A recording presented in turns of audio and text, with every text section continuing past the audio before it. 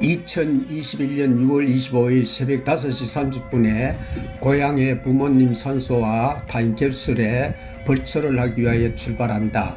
신천 대로를 달려 북대구 IC로 들어가 경부고속도로 서울 쪽으로 달려가다가 중앙고속도로로 길을 바꾸어 달린다.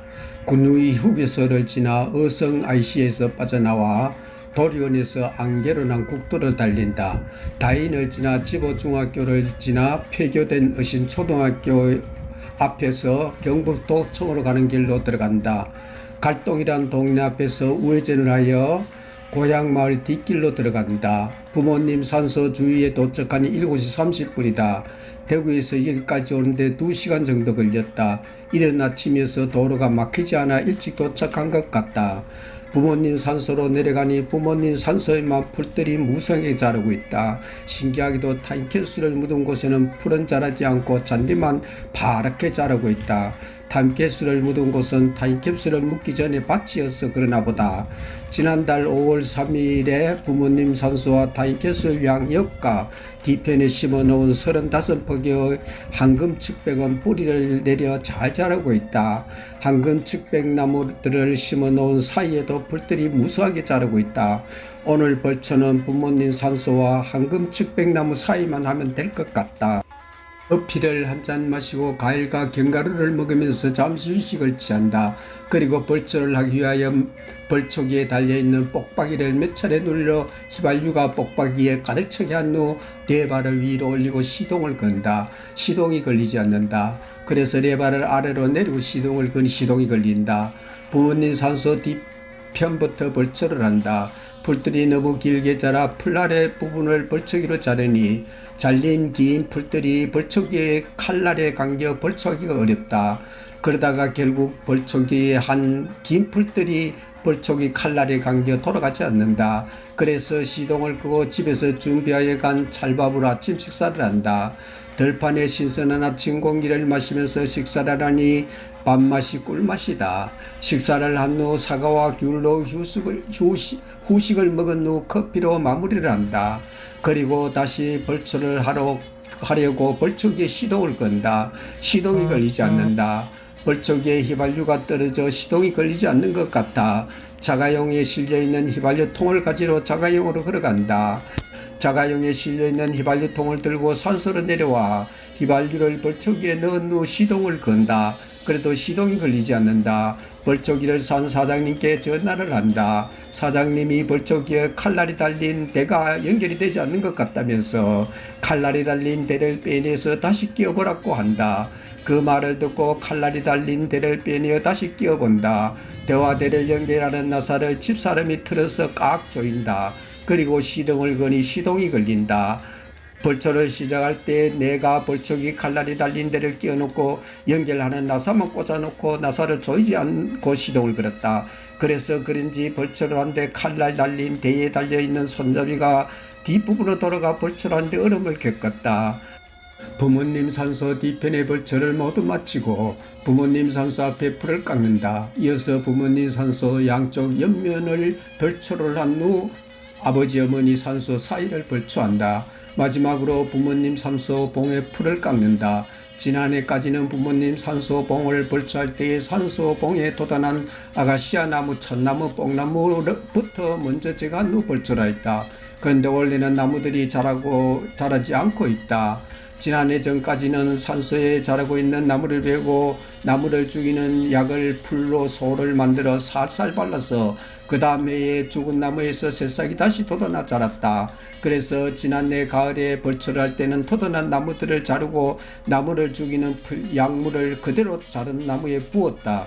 그러니 나무들의 뿌리까지 모두 죽은 것 같아. 나무가 없으니 벌초하기 얼마나 편한지 모르겠다. 집사람은 벌초한 풀을 갈구리로 모아 산소 밖으로 버리고 부모님 산소 앞에 자라고 있는 향나무와 연산홍을 전지가위로 깨끗하게 전지를 하고 있다. 부모님 산소의 벌초가 끝난 후 황금측백을 심은 나무 사이를 벌초기로 풀을 깎는다. 그런데 예리한 벌초기 칼날이 황금측백나무 일부를 자르기 때문에 세심하게 벌초를 한다. 황금측백 사이까지 벌초를 모두 마치고 나니 부모님 산소와 타임캡슐을 주위가 흔하면서 깨끗해졌다. 벌초가 거의 끝나갈 무렵에 지난번 한건 측백을 심을 때 묘목을 운반해주고 물까지 주신 어르신이 오신다. 그날 너무 고마웠다고 인사를 한다. 자기 밭을 남에게 주었다면서 자기 밭에 일하는 것을 보러 왔다가 벌초의 소리가 나서 여기까지 왔다고 한다. 땅을 남에게 주니 직불금을 받지 못하여 내년에는 다시 자기가 농사를 지어야 할 것 같다고 한다. 그리고 집사람과 한참 동안 얘기하고 가신다. 벌초가 모두 끝난 후 부모님 산소와 상석과 타임캡슐을 묻은 자리에 세운 표지석과 표지석 오른쪽에 세운 와비, 타임캡슐 앞에 만들어 놓은 자연장부 병장묘의 표지석을 물건으로 깨끗이 닦는다. 비석이 깨끗하면서 비석에 새겨진 글씨들이 선명하게 드러난다. 그리고 부모님 산소에 인사를 드린다. 마지막으로 스마트폰의 사진기를 열어 부모님 산소와 타임캡슐과 자연장 부부 묘를 동영상으로 찍는다. 동영상으로 찍어 키네마스터로 만들어 유튜브로 올리기 위하여서이다. 오후 1시 45분에 정신십사를 하기 위하여 국내 3대 명품 한우 지역으로 예천군청과 장목반이 함께 만든 지보면 마젤리에 있는 지보 참무마을 영농자부 달려간다. 쇠고기가 전시된 전시장으로 들어간다. 직원이 방금 잡은 쇠고기를 부위별로 손질을 하고 있다. 맛있는 쇠고기를 달라고 하니 한우, 거새우, 치맛살을 먹어보라고 한다. 그래서 1플러스 등급 600g에 47,660원을 카드로 결제하고 쇠고기를 들고 전시장 위치에 있는 식당으로 들어간다. 넓은 식당에 손님이 없다. 안내하는 방으로 들어간다. 방 안으로 들어가니 백지가 특이하다. 내가 교사로 근무할 때 교감 승진에 필요한 백지학교인 문경서중학교 3년 외에는 고등학교에서 20년 가까이 국어를 가르쳤다.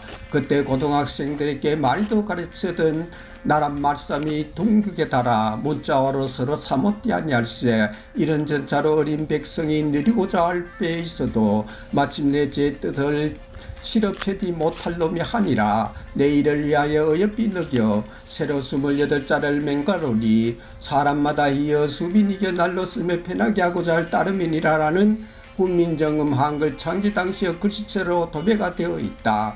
백지를 보면서 집사람에게 세종대왕이 한글을 만들 때 글씨라고 하면서 후민정음이라는 설명을 해준다. 자기도 이런 글씨를 많이 보았단다. 어릴 때 자기 집안의 처녀들이 결혼하여 친정을 오면 자기 집 마당에 살고 있던 정조 할머니가 붓으로 이런 글씨를 사돈지로 써서 시집으로 보냈단다. 그리고 정조 할머니가 이런 글씨로 한양가를 붓글씨로 써서 두꺼운 책을 만들었단다. 그런데 영국으로 이사를 가면서 가져갔는데 지금은 그 책이 어떻게 되었는지 모르겠단다. 이런 이야기를 하는 사이 고기를 구워 먹을 수 있도록 반찬이 들어온다. 동네에서 직접 기른 무공의 채소들로 만든 반찬들이다. 불판에 한우, 거새우, 치맛살, 쇠고기를 구워 가위로 먹기 좋게 잘라서 먹는다. 최고 좋은 등급인 오리지널 쇠고기 맛을 본다. 둘이 먹다가 하나 죽어도 모른다는 그 맛이다. 600g을 두 사람이 먹고 나니 배가 너무 불러 밥을 먹을 수가 없다. 나는 고기를 먹어도 항상 밥을 먹는데 오늘은 도저히 먹을 수가 없다. 땀을 흘리면서 일을 한 후 먹는 쇠고기 맛은 정말 최고인 것 같다. 쇠고기를 모두 먹고 나니 집사람이 커피를 한 잔 뽑아다 준다. 커피까지 한 잔 마시고 밖으로 나가니 식당 사장님이 반찬 대금을 달라고 한다. 지난번까지는 쇠고기 값에 반찬까지 포함이 되었단다. 그런데 원래부터 고기 판매하는 곳과 식당이 분리되었다면서 반찬값이 1만 원이라고 한다. 카드로 결제를 하고 대구를 향하여 달려간다.